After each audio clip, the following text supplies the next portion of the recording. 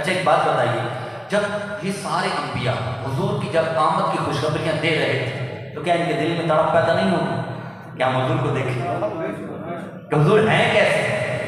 بھئی حضرت یوسف علیہ السلام کو دیکھ کر مصر کی عورتوں نے بے خودی کے عالم میں اپنی انگلیاں کاٹ ڈالی، تو کیا حضرت یوسف علیہ السلام کے دل میں یہ طلب اور یہ تڑپ نہیں ہوگی کہ یار جو میرے پیا کے آقا ہیں ان کا حسن کیسا ہوگا؟ اور کیا حضرت موسیٰ علیہ السلام کے دل میں یہ تڑپ نہیں ہوگی کہ میں تو ایک تجلی نہیں دیکھ سکا، وہ کون سی ہستی ہوگی جو رب کا دیدار کرے گی؟ تو تڑپ تھی، سارے انبیاء کی تڑپ تھی۔ ادیب رائے پوری رحمت اللہ علیہ نے ایک بڑا خوبصورت شعر لکھا، وہ کہتے ہیں یہ طلب تھی انبیاء کی رخ مصطفیٰ کو دیکھیں، یہ طلب تھی انبیاء کی رخ مصطفیٰ کو دیکھیں، یہ نماز کا وسیلہ انہیں کام آ گیا۔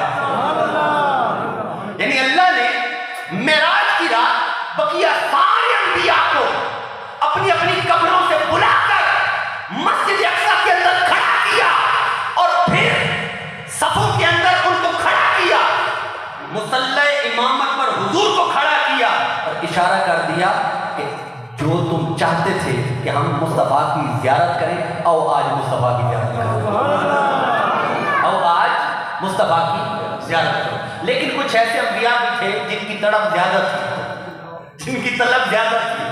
بھئی دیکھو حضرت موسیٰ علیہ السلام، ان کی طلب زیادہ تھی، اور یہی وجہ ہے کہ جب حضور مسجد حرام سے جب تشریف لا رہے تھے مسجد اقصی کی طرف، تو مسلم کی حدیث ہے، حضور فرماتے ہیں مررت بقبر موسیٰ، میں موسیٰ علیہ السلام کی قبر کے پاس سے گزرا، وَهُوَ قَائِمٌ يُصَلِّي فِي قَبْرِهِ، وہ قبر میں کھڑے ہو کر مجھ پر درود و سلام پڑھ رہے تھے۔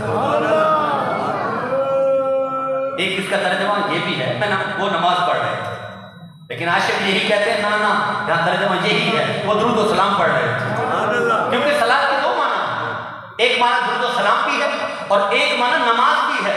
وہ کہتے ہیں کہ یہاں پر درود و سلام والا معنی زیادہ بہتر ہے۔ کیوں بہتر ہے؟ کہا اس لیے کہ بھائی دیکھو اللہ نے اعلان کروا دیا، سارے انبیاء بھی بیت المقدس میں جمع ہو گئے، تو کیا حضرت موسیٰ علیہ السلام تک اعلان نہیں پہنچا ہوگا؟ نہیں پہنچا تھا نا۔ جب اعلان ان تک بھی پہنچا، ان کو بھی خبر ہو گئی، اور حضرت موسیٰ علیہ السلام اپنے مزار میں کھڑے ہیں، اپنے گھر میں کھڑے ہیں، اور جن کا وہ مدتوں سے انتظار کر رہے تھے، دل میں جن کے دیدار کی طرف اور تمنا تھی، اب یہ کیسے ہو سکتا ہے کہ جب وہ وہاں سے تشریف لائیں تو یہ اپنے کام کے اندر مگن ہوگا کہ اللہ کی عبادت کر رہے ہوں؟ یہ کیسے ہو سکتا ہے؟ یہاں تو عاشق یہی کہتا ہے نا وہ تو قبر کے اندر کھڑے ہو کر حضور کا استقبال درود و سلام پڑھ کر رہے ہو۔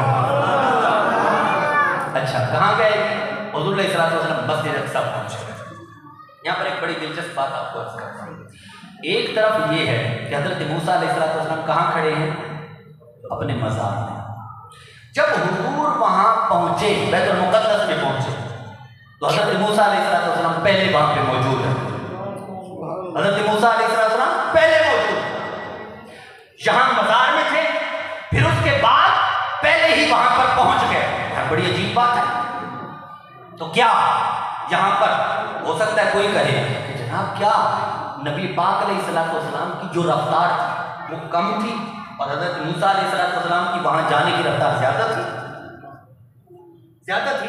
تو میں کہوں گا نا ایسی بات نہیں، حضور کی رفتار تو وہاں تھی ہی نہیں، حضور کی رفتار تو نہیں تھی۔ کس نے کہا حضور کی رفتار ہے؟ ارے حضور تو براق پر سوار تھے، یہ براق کی رفتار تھی، اور حضرت موسیٰ علیہ السلام کی رفتار وہ نبوت اور رسالت کی رفتار تھی۔ یہاں تک بتانا چاہتا تھا کہ نبوت اور رسالت کی جو رفتار ہے وہ براق کی رفتار سے بھی زیادہ ہے، براق کی رفتار سے بھی زیادہ ہے۔ اب اگلی بات سنتا ہوں، وہ کیا؟ وہ یہ ہے بھئی یہ بھی تو ہو سکتا تھا کہ حضور علیہ السلام جب براق پر سوار ہوئے تب براق کی رفتار اپنی نہ رہتی، حضور والی ہو جاتی۔ یہ بھی تو ہو سکتا تھا کہ بھئی اس طرح کر لیا جاتا ہے، اس سے حضور کی عظمت ظاہر ہو جاتی، لیکن نہ یہاں ایک اور حکمت تھی، ایک اور نقطہ تھا۔ وہ کیا؟ وہ یہ ہے کہ کہ حضرت موسیٰ علیہ السلام اگر بعد میں جاتے تو پھر استقبال تو نہ ہوتا نا. استقبال تو پہلے پہنچ کے ہوتا ہے. یہ کبھی نہیں ہوتا کہ مہمان کا اگر استقبال کرنا ہو تو مہمان پہلے پہنچ جائے اور بندہ بعد میں پہنچے. ایسا نہیں ہوتا. گھر والے پہلے ہوتے ہیں, مہمان بعد میں آتا ہے. اس لیے رب نے حضرت موسیٰ علیہ السلام کو نبوت اور رسالت کی طاقت عطا کی. آپ وہاں پر براق کی رفتار سے پہلے پہنچے تاکہ مصطفیٰ کا استقبال کر سکے. اچھا, آپ حضور علیہ السلام کہاں پہنچ گئے؟ مسجد اقصیٰ پہنچ گئے. انبیاء کھڑے صفوں کے اندر, حضور علیہ السلام کے لیے مصلی امامت خالی ہے. اب حضور جیسے تشریف لائے, حضرت جبریل امین نے حضور کا ہاتھ تھام کر مصلی امامت پر کھڑا کر دیا. المختصر یہ, حضور نے انبیاء کو کیا کیا؟ نماز پڑھائی. بڑی دلچسپ بات عرض کرنے لگا. ایک اصول یاد رکھیے گا, وہاں حضرت ابراہیم خلیل اللہ علیہ السلام بھی کھڑے ہیں, وہاں حضرت موسیٰ علیہ السلام بھی کھڑے ہیں, حضرت عیسیٰ علیہ السلام بھی کھڑے ہیں, حضرت آدم علیہ السلام بھی کھڑے, سارے انبیاء کھڑے ہیں. لیکن حضور کو مصلی امامت پر کھڑا کیا گیا. کیوں؟ ایک اصول بتایا, اور وہ اصول کیا ہے؟